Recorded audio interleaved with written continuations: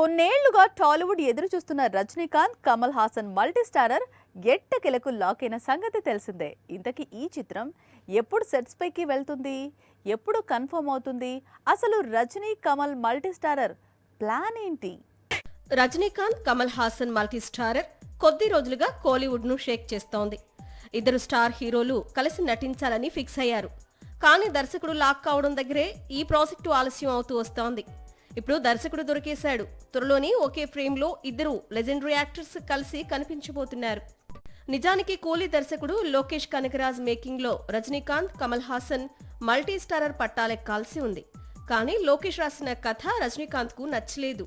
దీంతో multi starrer మూవీకి కొంతకాలంగా కొత్త దర్శకుడిని వెతుకుతున్నారు రజనీ, కమల్. మధ్యలో మల్టీ స్టారర్ ను డైరెక్ట్ చేసే ఆఫర్ ను డ్యూడ్ హీరో ప్రదీప్ రంగనాథన్ కూడా అందుకున్నాడు. కానీ తాను హీరోగా కొనసాగుతానని, డైరెక్ట్ చేయలేనని తప్పుకున్నాడు. లోకేష్ కనగరాజ్, ప్రదీప్ రంగనాథన్ తర్వాత జైలర్ డైరెక్టర్ దగ్గరికి మూవీని డైరెక్ట్ చేసే ఆఫర్ వెళ్లింది. కెరీర్ ను మలుపు తిప్పే ఆఫర్ అంది రావడంతో ఇద్దరు లెజెండరీ హీరోల ఇమేజ్ కు తగ్గ స్టోరీ లైన్ ను చెప్పి వారి డేట్స్ ను లాక్ చేశాడు నెల్సన్. వచ్చే ఏడాది ఈ మల్టీ స్టారర్ సెట్స్ పైకి వెళ్లనుంది.